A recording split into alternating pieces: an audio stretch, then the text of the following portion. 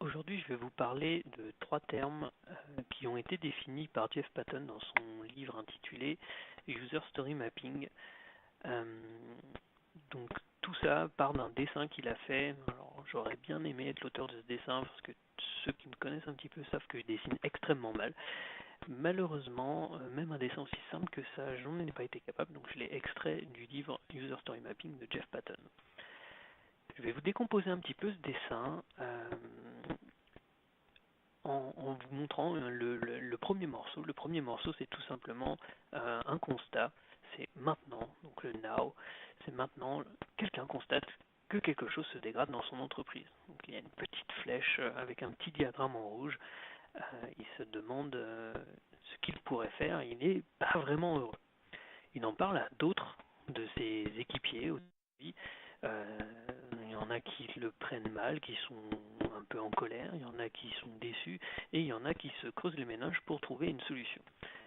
Quand ils se creusent suffisamment les méninges, ils ont des idées. Donc, ideas en anglais, c'est ce qu'il a représenté sur son dessin.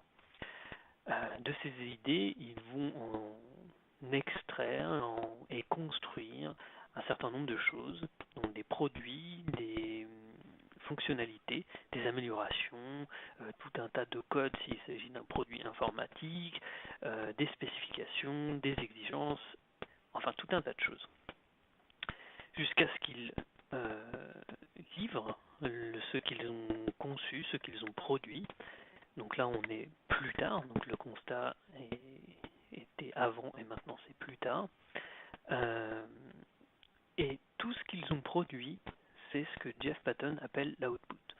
Donc c'est quelque chose de mesurable, c'est pas forcément quelque chose que l'utilisateur pourra toucher du doigt. Donc c'est par exemple des tests unitaires, d'un certain nombre de lignes de code, les commentaires du code, tout un tas de choses qui sont factuelles, donc c'est aussi un nombre de features, donc de fonctionnalités, c'est tout un tas de choses comme ça qui sont mesurables, qui sont indéniables, c'est ce que l'équipe a produit à partir de son idée.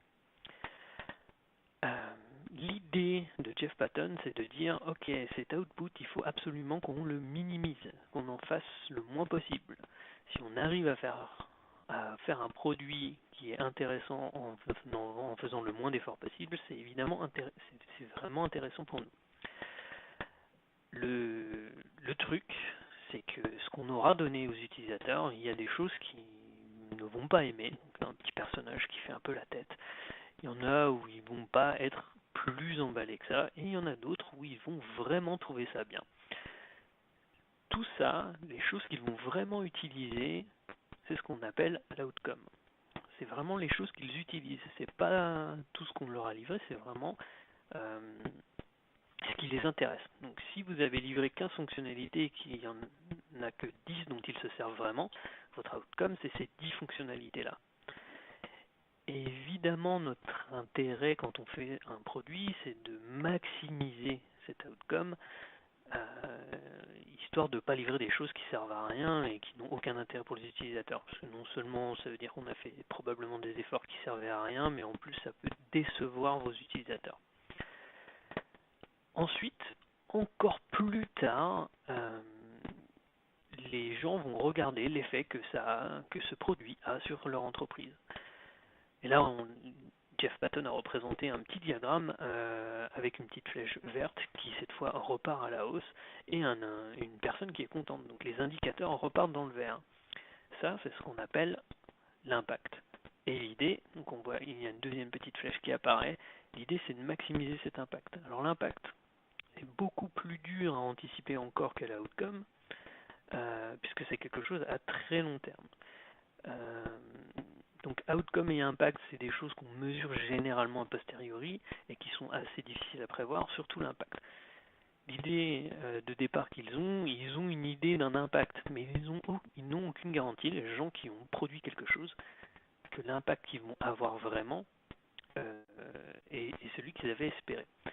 Alors les impacts, c'est pas toujours des choses aussi simples que j'ai gagné de l'argent alors que j'en perdais avant. Ça peut être beaucoup plus subtil que ça peut être des impacts en termes d'image. Donc ce produit, certes, il m'a fait gagner de l'argent, mais s'il a dégradé mon image, l'impact n'était pas si maximum que ça.